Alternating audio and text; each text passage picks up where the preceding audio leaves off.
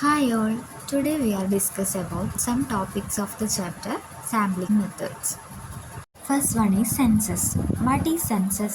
If the data is collected from each and every unit of the population, then it is known as complete enumeration or census. ഒരു പോപ്പുലേഷനിൽ അടങ്ങിയിട്ടുള്ള എല്ലാ ഐറ്റത്തെയും select ചെയ്ത് കണക്കെടുക്കുന്ന അല്ലെങ്കിൽ study നടത്തുന്ന മെത്തേഡിനെയാണ് census എന്ന് പറയുന്നത്. ഇതിൻ്റെ മറ്റൊരു പേരാണ് complete enumeration.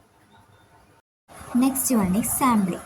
If enumeration is done by enumerating a representative part of population, the method is known as sampling or partial enumeration.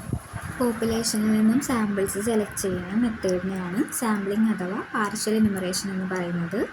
ഈ മെത്തേഡ് രണ്ട് ടൈപ്പ് ഉണ്ട്, random sampling and non random sampling.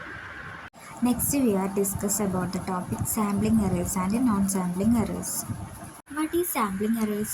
Sampling errors occur when a sample is not representative of the population, leading to inaccurate conclusions. ഒരു പോപ്പുലേഷനിലെ samples choose ചെയ്യുന്നതിലുള്ള എറേഴ്സാണ് sampling errors. എടുക്കുന്ന samples കറക്റ്റായി datas provide ചെയ്യുമ്പോഴാണ് ആ sample ആ പോപ്പുലേഷനെ represent ചെയ്യുന്നതെന്ന് പറയാൻ കഴിയുന്നത്. The sampling error will depend upon the size of the sample. It will decrease with the increase of the sample size. Sampling error sample സൈസിനെ depend ചെയ്യുന്നു. സാമ്പിൾ സൈസ് പരമാവധി കൂട്ടുന്നതിലൂടെ സാമ്പിളിംഗ് എറർ കുറയ്ക്കാൻ സാധിക്കും. Examples sampling bias and chance factor. Next is non-sampling errors. Non-sampling errors occur due to factors unrelated to sampling affecting data quality. Non-sampling errors are likely to occur both in sample survey and census. It can be minimized by proper planning and execution of the inquiry. നമ്മളെടുത്ത samples ഡാറ്റയായിട്ട് enter ചെയ്യുമ്പോൾ ഉണ്ടാകുന്ന എറേഴ്സാണ് non sampling errors. അതുപോലെ തന്നെ census എടുക്കുമ്പോഴും sample സർവേയിലും non sampling errors സംഭവിക്കാറുണ്ട്.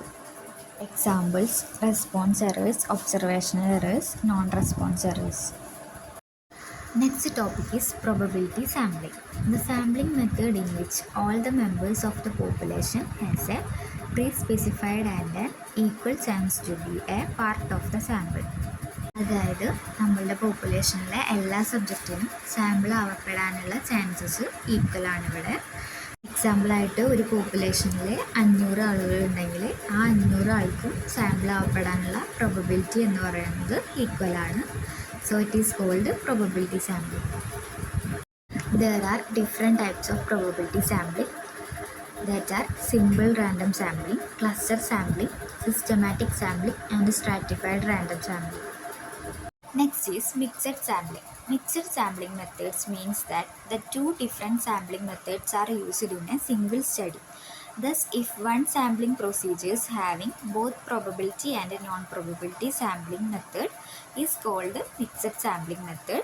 It is also called as complex random sampling method. ഒരു single സ്റ്റഡിയിൽ രണ്ട് different types sampling methods use ചെയ്യുന്നതിനാണ് മിക്സഡ് സാമ്പിളിംഗ് എന്ന് പറയുന്നത്. ഇതിനെ കോംപ്ലക്സ് റാൻഡം സാമ്പിളിംഗ് എന്നും പറയുന്നു. I am concluding that. Thank you.